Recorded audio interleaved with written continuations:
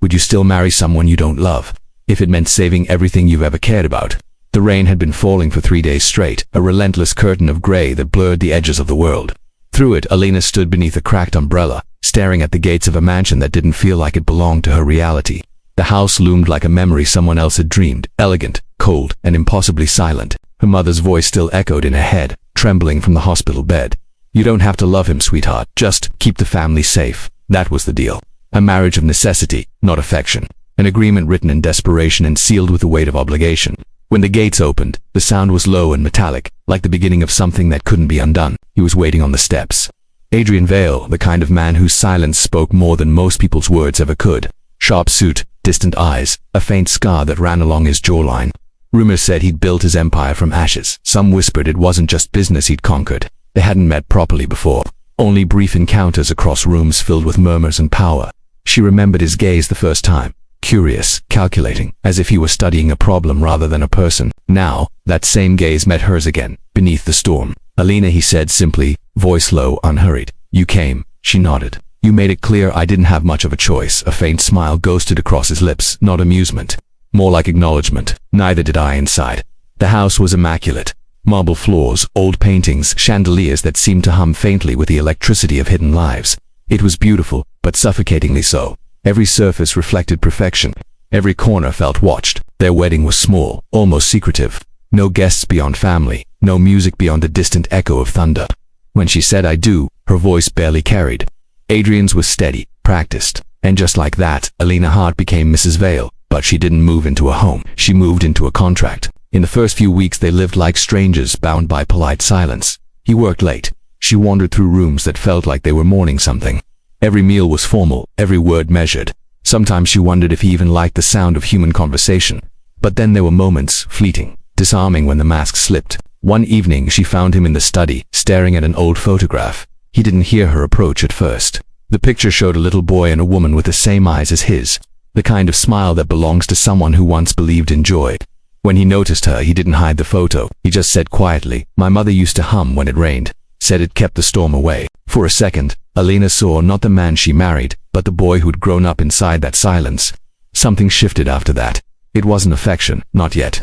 But it was the first crack in the wall. He started leaving coffee for her in the mornings, always black, no sugar, until one day it arrived with a single spoonful of honey. She never mentioned that he'd noticed. She began tending to the garden outside, something no one had touched in years. When she found him watching from the balcony one afternoon, she realized he wasn't checking on her. He was memorizing the sight of something alive. Still, neither of them spoke about the truth behind their union. The agreement had been simple. Her family's debts, wiped clean.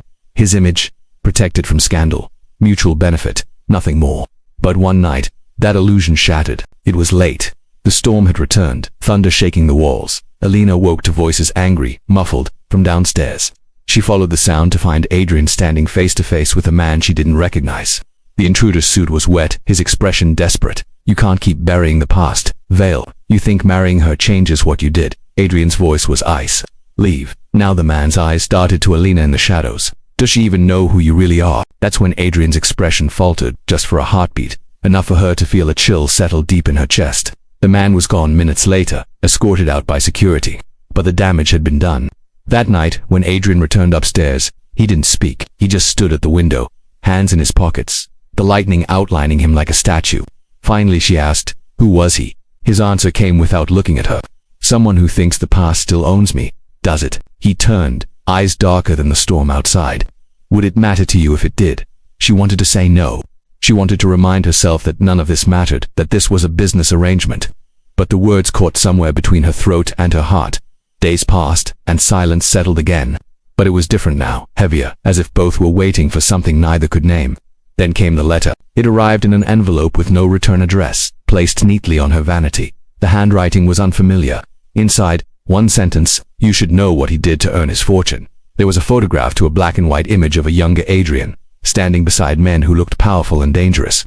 That night, she couldn't sleep. She went to the study again, this time without knocking. He was there, as if expecting her.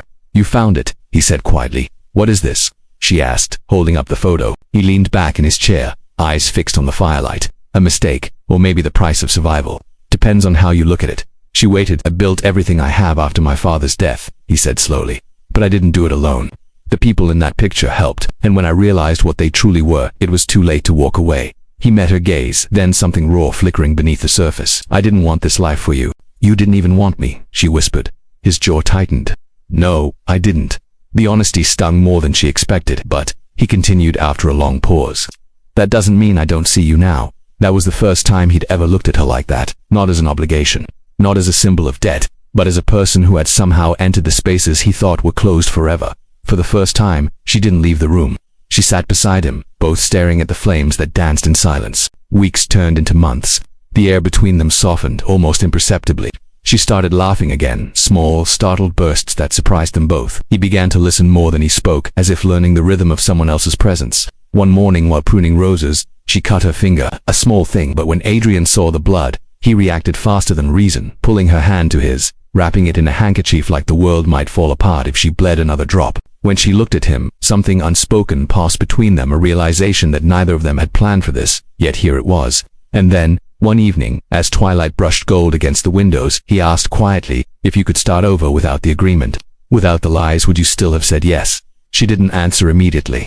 The air felt fragile, like a single wrong word could break it. I don't know, she said finally, but I think I would have wanted to find out. He smiled, barely. That's more than I deserve. For a while it seemed like the story could end there. Quiet, redemptive, unexpected, but fate, it seemed, wasn't done testing them, because 3 days later, the man from before, the one who'd warned her, returned. Only this time he didn't come to the door. He came for revenge, and on a night that mirrored the first rain thunder, fear whispering through the halls, Alina would learn just how far Adrian would go to protect something he never meant to love. The sound of shattered glass echoed down the corridor, and in the darkness a voice said her name. Alina, run. The storm had come again, but this time, it wasn't just outside. It had found its way inside their hearts, and by the time dawn came, nothing would ever be the same again. The sound of breaking glass cut through the night like a scream. Alina froze. Her breath caught in her throat as the echo spread through the mansion's hollow halls, sharp, final, alive. Somewhere in the dark, the storm roared louder, as if the heavens themselves were warning her to run. But she didn't move. Her heart pounded against her ribs, quick and uneven. Every instinct screamed at her to hide, to escape. And yet, something stronger, something unfamiliar made her stay. Alina. Adrian's voice thundered from downstairs, urgent, raw. She turned toward the staircase, but before she could descend, the lights flickered and died. The house plunged into darkness, broken only by the intermittent flash of lightning slicing through the rain. And then, she saw him, a shadow moving in the corridor, slow, deliberate, watching her. Alina. The voice was calm, too calm. The same man from that night, the one who had confronted Adrian in the storm. Now, he wasn't pleading, he was hunting. She stumbled backward, her pulse roaring in her ears. What do you want from us? He stepped closer, his face illuminated briefly by lightning hollow eyes, rain-soaked hair, the face of someone who'd already lost too much. What I'm owed, he said. The truth before she could respond. Another flash, but this time it wasn't lightning. It was the gleam of a gun. Alina. Adrian's voice came again, closer now, his footsteps pounding up the stairs. The man turned, his expression shifting to cold resolve. He took everything from me. You don't understand what he is. I understand enough, she said, surprising herself with the steadiness in her voice. He hesitated just for a moment, long enough for Adrian to appear at the end of the corridor, a pistol in his hand, face carved with fury and fear. Put it down, Carter, Adrian said. So that was his name, Carter. Don't make this worse. Carter laughed, bitter and broken. Worse, you think there's anything left for me to lose? Elena's eyes darted between them, two men bound by a history she still didn't fully understand, standing in the ruins of a peace that had never been real. Then, everything happened at once. A flash, a shout, a gunshot that shattered the silence. The sound was deafening. Elena's hands flew to her ears as she stumbled back against the wall. For a heartbeat she couldn't tell who had fired or who had fallen. Then she saw Carter collapse. The gun clattered to the floor, sliding toward her feet. His body hit the marble with a dull final thud. Adrian stood motionless, smoke curling from the barrel of his weapon, eyes wide and unblinking. The rain outside drummed against the windows like applause for a tragedy. For a long moment, no one spoke. The only sound was the ticking of a clock somewhere in the distance, mocking in its normalcy. When Adrian finally moved, it was slow, almost mechanical. He lowered the gun, exhaled shakily, and looked at her. He was going to kill you, he said softly. Alina swallowed, her voice barely a whisper. Who was he to you? Adrian glanced at Carter's body, then at the floor, as if searching for words that had been buried years ago. He was my friend, he said. Once they didn't call the police. Not immediately. Instead, they sat in silence in the study, facing each other across the fire that now seemed to burn too brightly. The world outside felt distant, unreal. Finally, Alina broke the silence. You should tell me everything now. No more lies. Adrian's jaw tightened. He looked older somehow, as if the weight of everything he'd hidden had finally settled on his shoulders. When I built my company, he began, voice low, Carter and I were partners. We had nothing, no money, no influence, but we had ambition. And ambition can turn good men into dangerous ones. He leaned back, eyes distant. We borrowed money from the wrong people. We thought we could outsmart them, make our fortune before they came collecting, but we were wrong. They killed his wife to send a message. I paid them off with everything I had left, but for him, it was already too late. Elena's stomach twisted, and he blamed you, yes, because I survived. Silence settled again, heavy and suffocating. For the first time, she saw Adrian not as the untouchable figure everyone whispered about, but as a man carrying ghosts he couldn't bury. The next morning, the police came. Adrian told them everything, or at least enough to make Carter's death look like self-defense. They believed him, they always did. Power had a way of bending truth to its will, but Elena knew better. After they left, she found him standing alone in the garden, rain still clinging to the roses she'd planted. He looked empty. I thought I was protecting you, he said, not turning to face her. But all I've done is drag you deeper into something you never chose. She stepped closer, her voice trembling. You think I care about that now? He looked at her then, really looked, and for the first time, his composure cracked. I don't deserve you, he said. Maybe not, she whispered. But you have me. Something changed after that night. They didn't talk about love, not yet, but their silences softened. They began to move like two people learning to exist in the same rhythm. He started reading in the evenings, sometimes aloud when he thought she wasn't listening.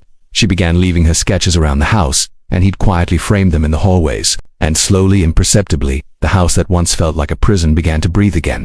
But peace, they would learn, is always temporary. One afternoon, weeks later, a black car appeared at the edge of the driveway. The driver didn't step out. He just waited, watching Adrian saw it first. Stay inside, he told her, but she didn't listen. The man who emerged was dressed sharply, his demeanor cold and precise. Mr. Vale, he said, extending a gloved hand. My employers send their regards. Adrian didn't shake it. I thought I'd settled my debts. The stranger smiled faintly. You did. But the man who came for you, Carter, he had something we want. Something he stole before he died. What are you talking about? The man's eyes flicked briefly toward Elena, then back to Adrian. A file. Names, locations, accounts. If you don't have it, you should start looking. Because if it surfaces, none of us will be safe. Before Adrian could respond, the man turned and walked away, leaving behind only the sound of gravel under polished shoes. When he was gone, Elena looked at Adrian. What file? He shook his head. I don't know, but if Carter had something they want, it didn't die with him that night. Neither of them slept. Elena wandered the halls, her footsteps soft against the marble, tracing the ghosts of old memories. She stopped in the study, the one room Adrian kept locked most of the time. The door was open now. Inside, the air smelled faintly of smoke and dust. Papers were stacked neatly on the desk, and beside them an old wooden box. When she opened it, her breath caught. Inside were letters, dozens of them, all addressed to her mother. Her heart froze. She pulled one free, her hands shaking. The handwriting was Adrian's. I promised I would take care of her. One letter read. But not like this. She deserves more than a deal. She deserves a chance to feel free again. Tears blurred the ink. Behind her the floor creaked. Adrian stood in the doorway, eyes dark and unreadable. You weren't supposed to find those. She turned, trembling. You knew my mother before all this. He nodded slowly. Years ago. She helped me when I had nothing, when Carter and I were trying to get out. I owed her everything. When I found out your family was in trouble, it wasn't business, Elena, it was repayment. She felt her chest tighten, her pulse racing with betrayal and something far more confusing. So this, all of it, our marriage, the deal, it was never about me. It became about you, he said quietly. Somewhere along the way it did. The fire between them flickered, fragile, uncertain. Elena didn't answer. She walked past him, her shoulder brushing his, and left the room. That night, the rain returned, heavier than before. She stood by the window, watching the lightning claw across the sky, her thoughts a storm of their own. Part of her wanted to run to escape the tangle of lies that had bound her to this house, but another part, deeper and more stubborn, knew she couldn't, because beneath every deception, there was truth. And the truth was this: somewhere between duty and desperation, she had fallen for him. The next morning, she found Adrian gone, his car, his phone, all missing. On the table a single note in his handwriting: I have to end this before they reach you. Don't look for me. The house felt hollow again, haunted by his absence. As she stood in the doorway, the storm finally broke, sunlight piercing through the clouds. It should have felt like hope, but to her it felt like a warning that the peace she'd known was nothing more than the eye of the storm. Somewhere out there, the truth waited, and so did the danger he'd gone to face alone. And as the wind whispered through the open gates, Elena realized something that made her blood run cold. If Carter had left a file, he hadn't hidden it from Adrian, he'd hidden it from her. and she was holding the key without even knowing it. She looked back at the mansion, the roses swaying in the breeze, the last remnants of the life they had tried to build. Then, slowly, she turned toward the horizon. Whatever Adrian was running from, she wasn't going to let him face it alone. Because for the first time since their agreement began, this wasn't about duty anymore. It was about love. And love, she realized, could be just as dangerous as any secret. The storm had passed, but the war was only beginning. The road stretched endlessly ahead, a dark ribbon cutting through the mist. The wipers beat a slow, hypnotic rhythm against the windshield as Alina drove into the unknown. Every mile carried her farther from the safety of the life she'd known, and deeper into the world Adrian had tried to shield her from. His note had been short, almost cruel in its simplicity. "Don't look for me," but she couldn't obey. She told herself it was because she needed answers, because she deserved the truth. But beneath those justifications lay something raw, more fragile. She couldn't bear the silence of his absence. The city disappeared behind her, replaced by rolling hills and abandoned gas stations. Her hands gripped the steering wheel tighter as the sky began to bruise with twilight. The rain had stopped, but the clouds hung heavy, like the world was holding its breath. She didn't know exactly where she was going, only that Adrian's car had last been seen heading north toward the coast, where cliffs met the ocean and the wind erased all trace of human noise. Hours passed before she saw it, a small motel, its neon sign sputtering weakly against the darkness. Inside, the air smelled of stale cigarettes and dust. The receptionist barely looked up as she signed the ledger, using a name that wasn't hers. The pen trembled in her hand. That night, she dreamt of the mansion, its windows glowing faintly like eyes watching her go. She woke before dawn, heart racing, unsure if it had been memory or warning. When morning came, she started searching. Adrian had contacts, people he trusted, or used to. She began calling the names she remembered hearing in whispers, tracing his shadow through fragmented rumors. A private banker in Paris, a lawyer in Madrid, an old business partner who now lived in hiding. Each conversation added another piece to the puzzle, but none gave her what she truly wanted, to know why he'd left her behind. By the third day, exhaustion had carved lines beneath her eyes. She sat in the motel room, surrounded by notes and half-empty coffee cups, staring at a single photograph she'd taken from Adrian's study before she left, the one of him and Carter, younger, standing in front of a black sedan with a company name painted across the door, Vanguard Logistics. At the bottom of the photo, faintly visible, was an address, an old warehouse on the edge of the coast. She found it just after sunset. The building stood alone against the gray sea, its windows broken, its sign rusted. Seagulls circled overhead, their cries swallowed by the wind. Alina stepped out of the car, the crunch of gravel beneath her shoes loud in the emptiness. The air smelled of salt and decay. Every instinct told her to turn back, but something stronger, a quiet certainty, pushed her forward. The door creaked open easily. Inside, dust floated in the beams of her flashlight, swirling like ghosts disturbed from their slumber. Machinery sat rusted and silent, and then she saw it, faint light spilling from beneath a door at the far end of the corridor. She moved closer, careful not to make a sound. Her hand brushed against the wall, the concrete cold beneath her fingertips. When she pushed the door open, her breath caught. Adrian was there. He looked exhausted, unshaven, eyes hollow from sleepless nights. Papers littered the table beside him, and a laptop glowed with lines of encrypted data. Alina, his voice cracked on her name, disbelief, fear, relief, all tangled together. She stepped into the light. "You didn't really think I'd stay behind, did you?" He shook his head slowly. "You shouldn't have come." "Then tell me what's happening. Tell me the truth this time." Adrian hesitated, then gestured toward the screen. Carter didn't just steal money.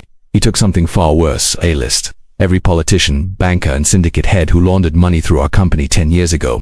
Names that could destroy people powerful enough to rewrite history. Elena stared at the screen, hundreds of encrypted files, labeled with dates, locations, aliases, and you're trying to find it before they do. Yes, because if they find it first, they'll erase every connection, including me. She stepped closer, anger mixing with fear. "And you left me there to what?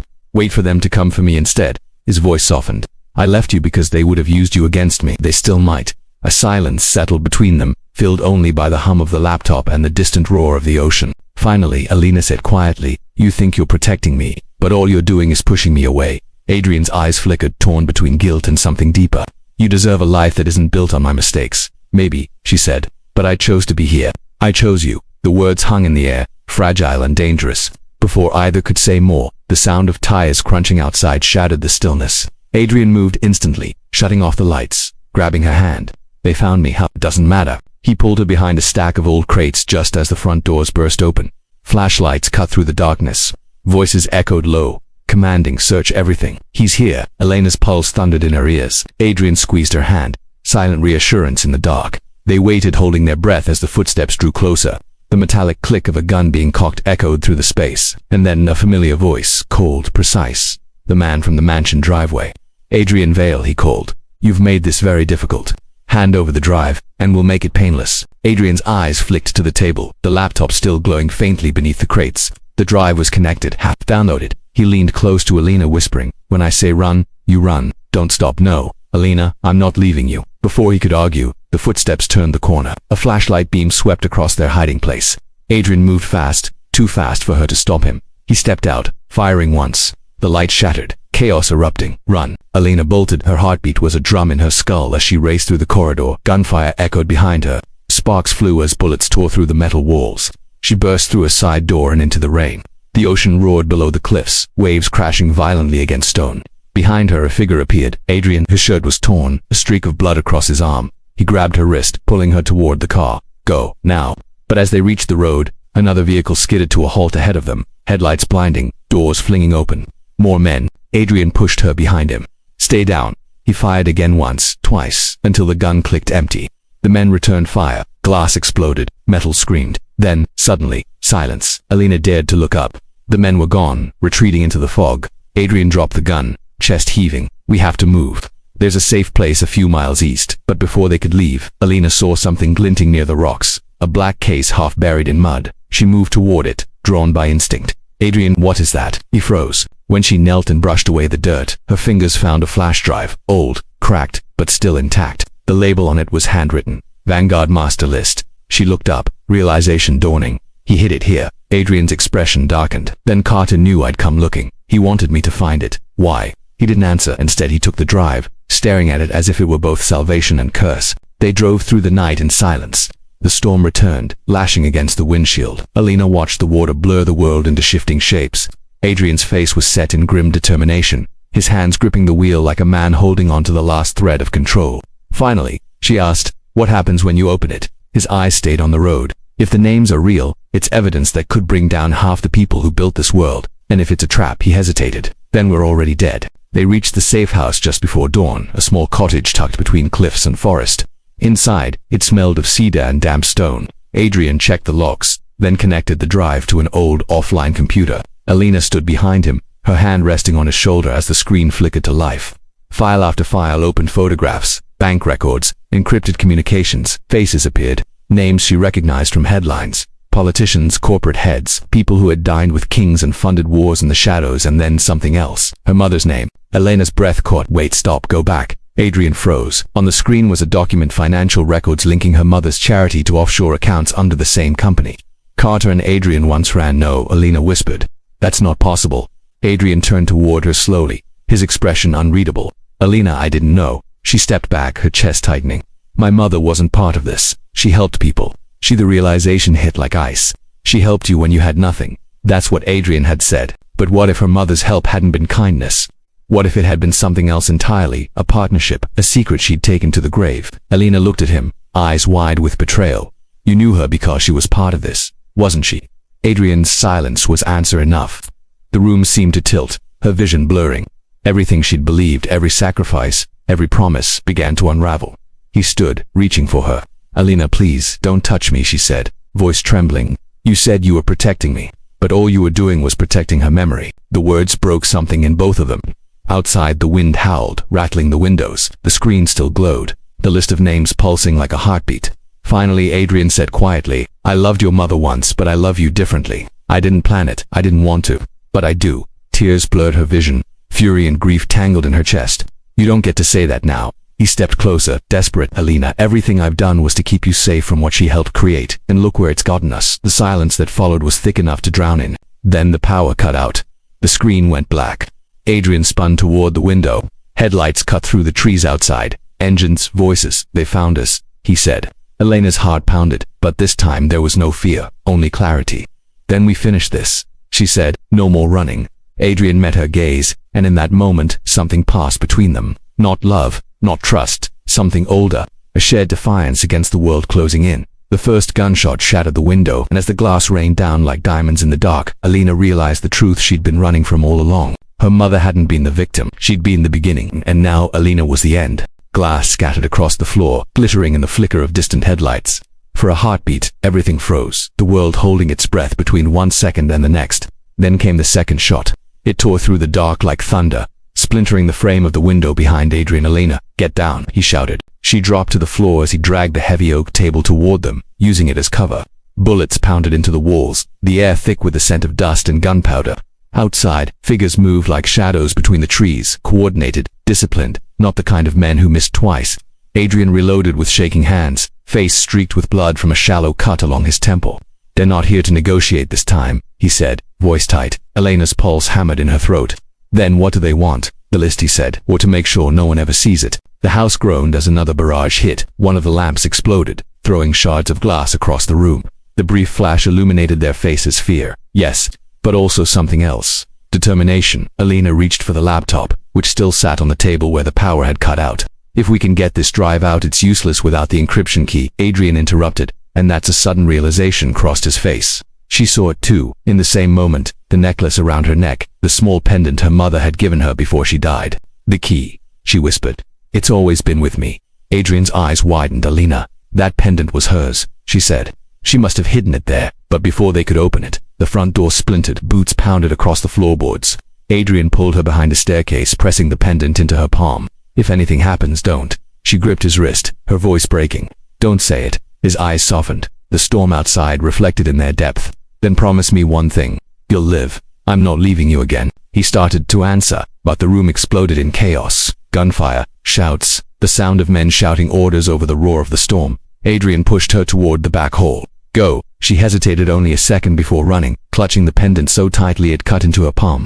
She darted through the corridor, past shattered mirrors and flickering lights, until she reached the back door leading toward the cliffs. The cold wind hit her like a slap. The rain had turned to mist, thick, blinding. She could barely see the edge of the world where the land fell into the sea. Behind her, the house was alive with flashes of gunfire. She could hear Adrian's voice shouting commands, fighting back, but there were too many of them. She ran toward the cliffs, searching for something, anything, cover, escape, salvation. Her foot struck something metallic buried in the grass, an old trapdoor, half rusted, hidden beneath the vines. Without thinking, she pulled it open and slipped inside. The tunnel was narrow, damp, carved into stone. Her flashlight barely cut through the darkness. Each step echoed, hollow and lonely. The pendant glowed faintly in her hand, the metal warm despite the cold air. She stopped only when she reached the end, a small chamber lined with old crates and papers, relics of another era. Among them she found something that made her knees buckle. A photograph, her mother standing beside a younger Adrian and a man she didn't recognize, Carter. Behind them the same Vanguard logo painted on the wall. Elena's hands trembled as she turned the photo over. Scrawled in her mother's handwriting were the words, "If you're reading this, I failed to end what we started." Her heart pounded. She rifled through the boxes, finding letters, ledgers and files, proof that her mother hadn't just helped Adrian and Carter. She had founded Vanguard with them, the charity she'd run, the one that had saved hundreds. It had been funded with the same money they'd laundered. The realization hit like a physical blow. All her life she'd believed her mother was the light in a world of shadows. Now she understood the light had been the fire all along. Above her, footsteps echoed through the boards. Voices shouted orders. They'd found the trapdoor. Elena shoved the pendant into the small lockbox she found among the crates, just as the tunnel door burst open. Adrian stumbled in, blood on his sleeve, gun still smoking. "You're safe," he breathed when he saw her, relief cutting through the exhaustion in his face. She wanted to run to him, to hold him, but the words came out first, trembling and broken. "My mother started all of this." He froze, the weight of it settling between them. "Elena, no." She shook her head, tears mixing with the rain on her cheeks. "You said she helped you, but it wasn't help, was it? She built this with you, with Carter. She was part of it." Adrian's expression darkened with something like guilt. "We all were, but she was the first to see what we'd become. She tried to stop it. She wanted you to have a life untouched by it." "Then why didn't she tell me the truth?" "Because truth ruins everything it touches," he said quietly. "And she loved you too much for that." The sound of boots grew closer. Adrian grabbed the box, slipping it under his coat. "We have to go now." They sprinted through the tunnel's far exit, emerging onto the cliffside just as lightning tore across the sky. The ocean churned violently below, the air alive with salt and fury. A black SUV skidded into view on the ridge above, headlights slicing through the fog. "They'll corner us," Elena shouted over the wind. Adrian scanned the cliffs, his breath ragged. "There's another path down toward the lighthouse." "Come on," they ran, the wind tearing at their clothes, the rain lashing their faces. Every step sent rocks tumbling into the sea below. Behind them, engines roared and headlights closed in. Adrian grabbed her hand, pulling her along the narrow ledge. For a moment, their eyes met, the world shrinking to just the space between their joined hands and the storm around them. Then, a shot rang out. Adrian's grip faltered. He stumbled forward, catching himself on one knee, blood staining his shirt. Elena screamed, grabbing him before he could fall. No, no, no, stay with me. He looked up at her, eyes unfocused, a faint smile ghosting across his lips. It's nothing, just the shoulder. But she could see it wasn't. The men were getting closer. Shadows moved through the mist, voices echoing against the rocks. She helped him to his feet, dragging him toward the lighthouse's silhouette in the distance, a dark tower rising from the edge of the world. By the time they reached it, Adrian's strength was fading. He leaned against the doorframe, breath shallow. Elena, he said, voice rough, listen to me. Inside, there's a transmitter. Carter and I used it years ago. It connects directly to the media servers. If we send the files, the world will know everything. She looked at the pendant still clutched in her hand. Then that's what we'll do. He nodded, wincing. You'll need to activate it manually. Once it starts, there's no stopping it. And what happens to us? He smiled faintly, the kind of smile that broke your heart because it knew too much. They'll come for us, but maybe this time they'll find the truth first. She wanted to argue, to promise him something beyond the moment. But the words wouldn't come. Inside the lighthouse, the air was cold and metallic. The control room was lined with old equipment, dials, switches, a transmitter humming faintly to life when she touched it. The storm outside cast the room in shifting flashes of light and shadow. Adrian collapsed into a chair, his breathing shallow. You're your mother's daughter, he murmured, but stronger. Elena entered the encryption key, the pendant fitting perfectly into the transmitter's port. The system came alive, flickering through lines of code, decrypting the files from the drive. One by one, the names appeared again, the same list that had cost Carter his life, the same truth Adrian had bled for. But this time, the upload bar began to move. Outside, engines roared closer.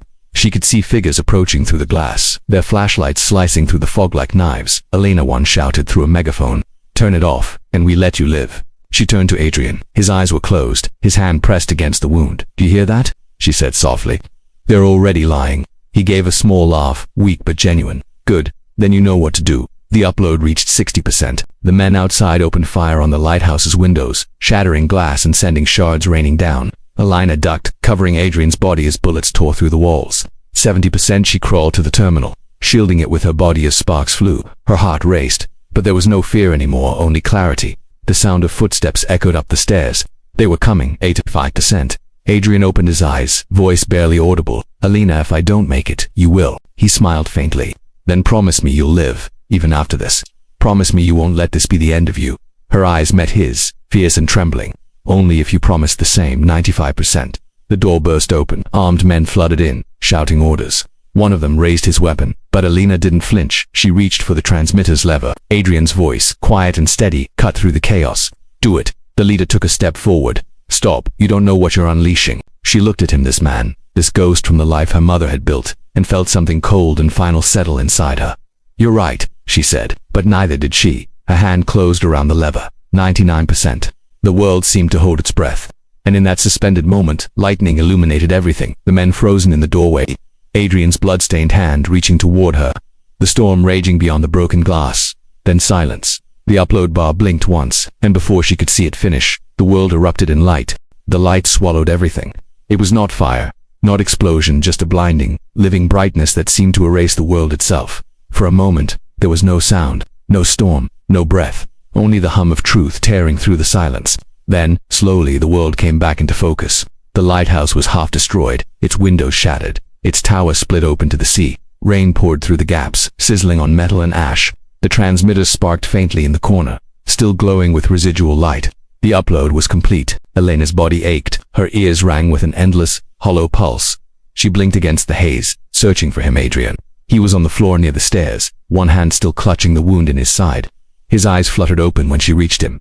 "It's done," she whispered, voice trembling. "It's out there. The files, the names, all of it." Adrian's gaze flickered to the transmitter, a faint smile touching his lips. "Then it's over." Outside, sirens wailed faintly through the storm, not the enemies. These were different, sharper, faster, urgent, the kind that came when the world realized it had been fooled. Elena pressed her hand over his, trying to stop the bleeding.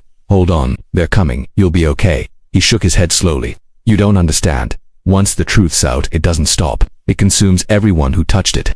He coughed, the sound tearing through his chest. "Everyone pays." "You think I care about payment?" she said, her voice breaking. "You think after everything you Carter, my mother, I'd still care about what the world thinks it costs?" He looked at her then, really looked, as if seeing her for the first time through all the years and lies. You sound like her. She died for this, Alina said, the words trembling in her throat. You almost did. Maybe that's the only way truth survives. Someone always has to bleed for it. He gave a faint laugh, bitter and soft. Maybe, or maybe it just finds the ones who already have. The sirens grew louder. Through the shattered windows, beams of light cut through the fog, blue and red reflections flickering across the ruined walls. The agents outside had stopped firing. They were too late. The story was already loose in the world. Impossible to bury now. Adrian tried to sit up, but she stopped him. Don't move. They'll find us soon. He looked at her hand over his. The streak of blood smeared between them. Alina, do you remember what you said? Back in the tunnel. She frowned through the tears. About what? About not leaving me again. She nodded. He exhaled softly. You kept your promise. And then, for the first time since the night they met, he looked at peace. She wanted to say something. Anything, but the words wouldn't come. Her throat tightened. Her chest felt hollow. She watched as his eyes began to fade, his hand slipping from hers. No, she whispered. No, stay with me. Adrian, please. His lips moved faintly. Live. And then he was still. Outside, the storm began to calm. The wind softened to a low whisper. The ocean, once violent, now moved with quiet rhythm, as if the sea itself was exhaling after a long-held breath. Alina sat there in the wreckage, surrounded by the echoes of what had been lost and what had been freed.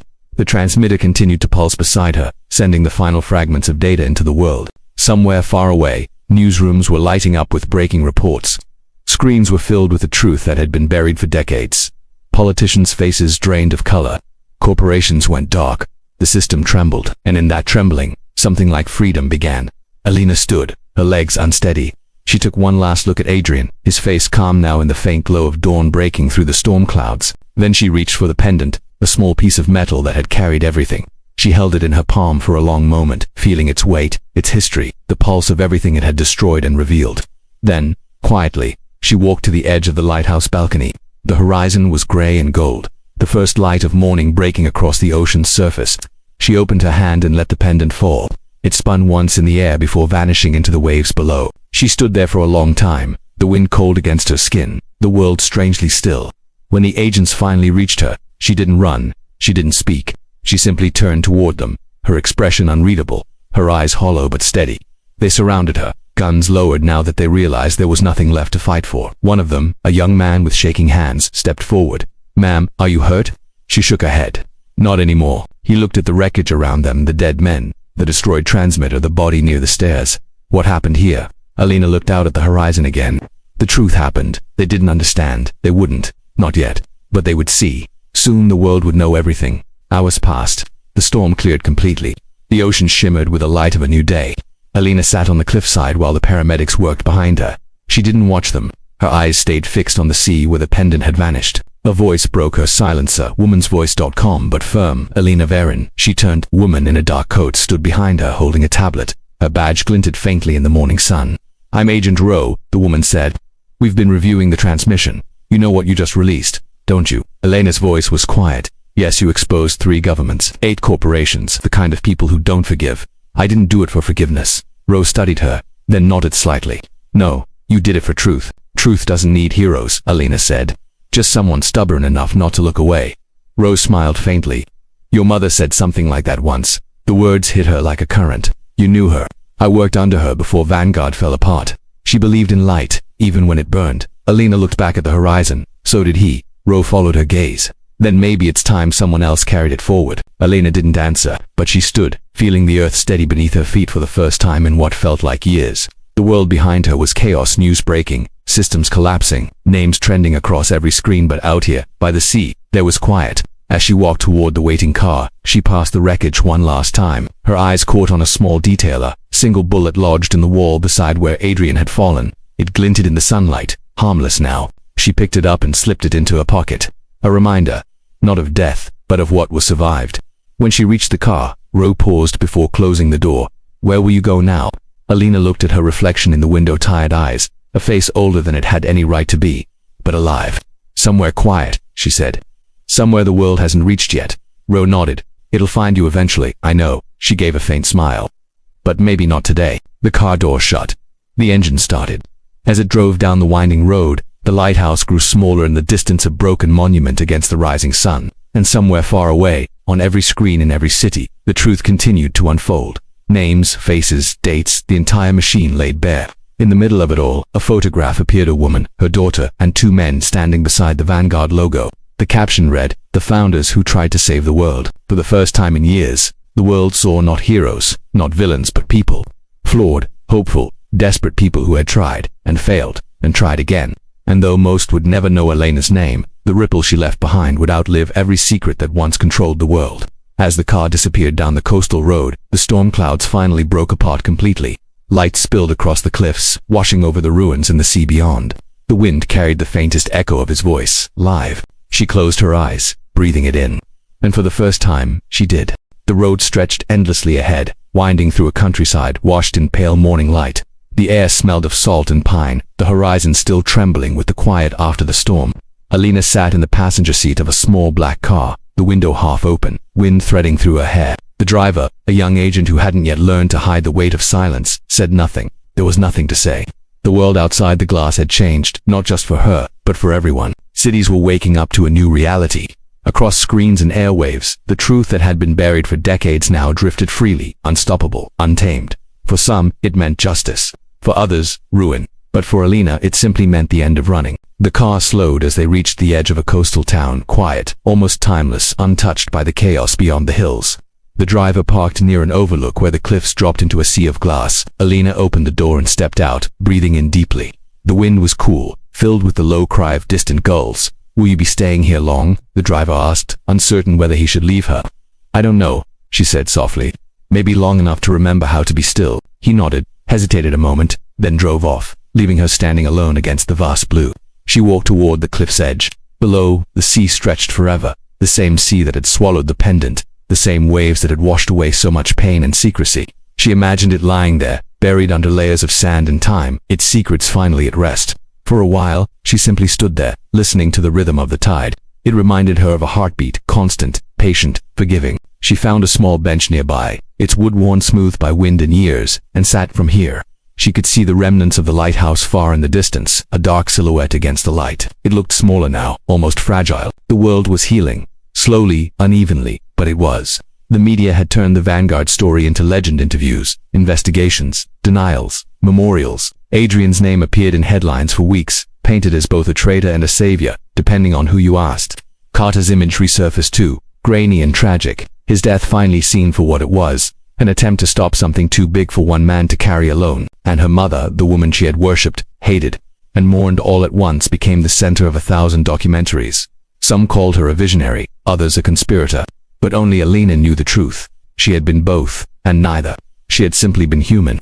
A local fisherman walked past, tipping his hat in quiet greeting before disappearing down the path. She returned the gesture faintly, then turned her eyes back to the sea. For the first time in months, she wasn't afraid of silence. It didn't feel like the space between losses anymore. It felt like a beginning. She thought of Adrian often. The way he had looked at her, not as a savior or burden, but as someone capable of standing her ground. She remembered his final words, live, and realized he hadn't meant survive. He had meant live, feel, see, begin again. So she tried. In the weeks that followed, she stayed in the small town. She rented a cottage near the edge of the water, where gulls nested in the roof beams and the sound of waves became her lullaby. She spent her mornings walking the shoreline, collecting stones shaped by the sea's patience. In the afternoons, she helped a local library sort through old archives, the irony not lost on her. And at night, when the stars hung low and bright, she wrote, not reports, not confessions, just stories, about people who kept going, even when the world told them to stop. Sometimes, she would imagine Adrian sitting beside her, teasing her about her terrible handwriting. She would smile at the thought and keep writing anyway. The world beyond the town kept spinning faster. Governments fell, new leaders rose promising light. The truth, once released, refused to obey anyone. It fractured, multiplied, became 1,000 smaller truths. That was the thing about revelation. It didn't end things, it began them. One morning, a letter arrived, no return address. The handwriting was unfamiliar, but careful. Inside, a single sentence. He wasn't the only one who believed in you. She turned the paper over blank. But at the bottom, a faint watermark, the Vanguard crest. Faded, almost erased. Elena folded the letter gently and placed it between the pages of her notebook. Some part of her had always known the story wasn't finished. The truth never really ended, it only passed from one set of hands to another. That evening, she walked back to the cliffs. The sun was setting low, painting the horizon with fire and gold. The sea below shimmered with a calm she had never seen before. She closed her eyes and listened. And in that quiet she could almost hear them, her mother's laughter, Adrian's voice, Carter's stubborn idealism, not ghosts, but echoes, woven into the wind that swept across the waves. They weren't haunting her anymore. They were guiding her forward. She took a deep breath, feeling the salt sting her lungs, and whispered into the wind, "I hope you're watching." The answer came not in words, but in the sudden warmth of the sun breaking through the clouds, a soft golden light spilling over her face. She smiled, small and real. The storm that had once defined her was gone now, replaced by something quieter, deeper, peace maybe, or acceptance. The kind that didn't erase pain, but made it make sense. As the last of the lights dipped below the horizon, Alina sat back on the bench, the sound of the sea steady beneath her. Somewhere in the distance, a ship's horn echoed a low, lonely sound that somehow felt like farewell and promise all at once. She thought of everything that had led here, the agreements, the lies, the love she never expected, the truth she hadn't wanted but had needed, and she realized that maybe that was what life was all along, a series of unexpected understandings between people trying to do their best with what they knew. Adrian had once said that truth consumes, but now she understood. It didn't destroy, it revealed. It burned away everything false so that what remained, fragile as it was, could finally breathe. She whispered into the dusk, as if speaking to him, "You were wrong about one thing.